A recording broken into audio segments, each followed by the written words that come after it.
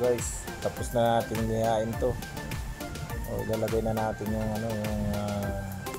bonsi na plate para tingnan natin kasya. Yan, kasya naman po.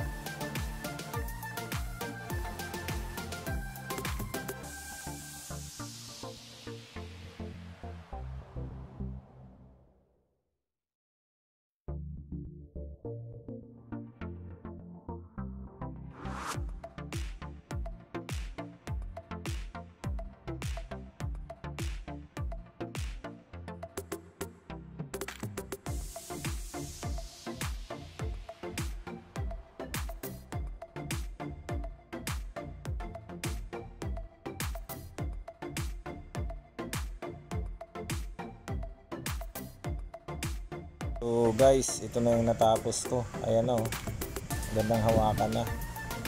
Kita nyo naman. Ito yung original.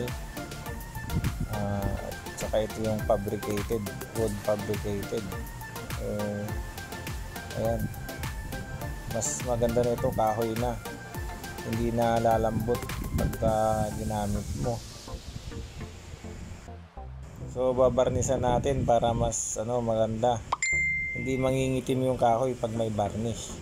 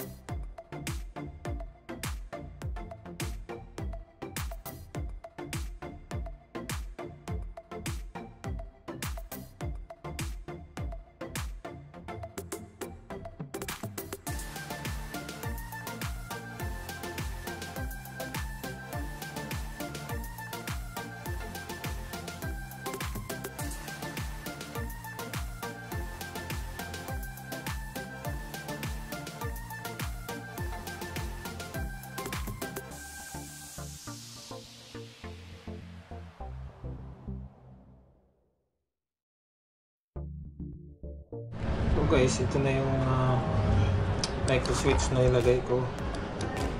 Hindi na yung dati. Ito yung dati. Madaling masira to eh. So heavy duty na to. So ayan o. So, ayan. Heavy duty na po yung pinalit natin.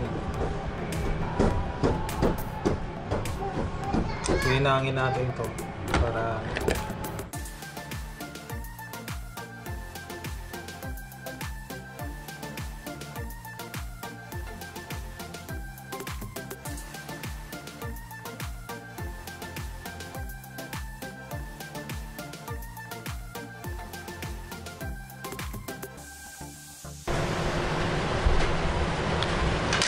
ayan guys, ayan mga ka-DIY.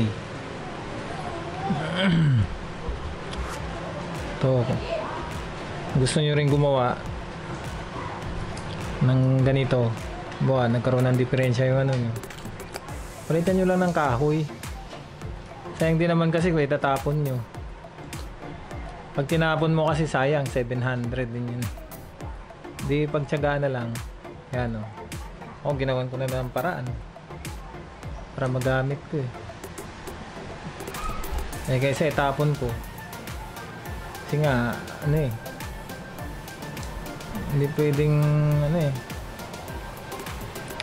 Pang matagalan eh.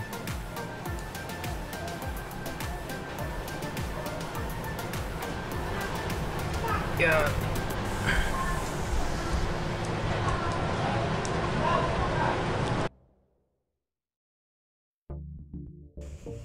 Ayan, lupot natin yung wire.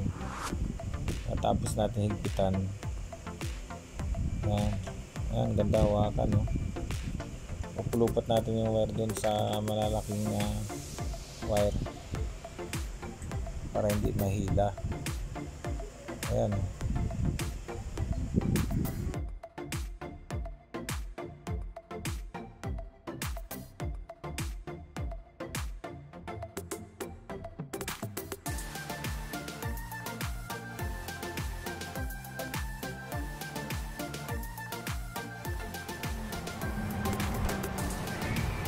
Sing tayo ulit guys, yan.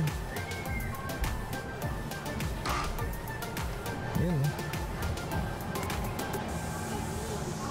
Dikit na dikit eh.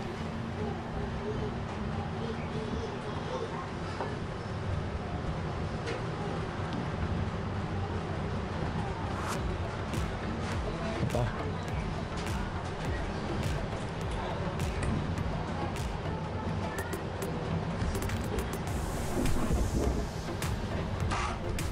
Ayun oh.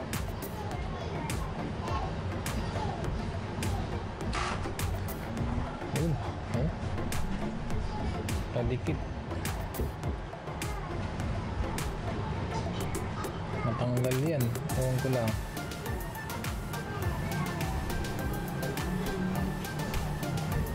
So guys, success yung ano, ginawa natin oh. Yan lang yung switch nya oh.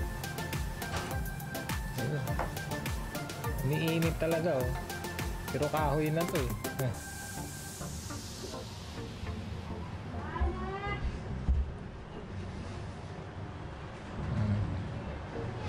Kahoy na yan oh.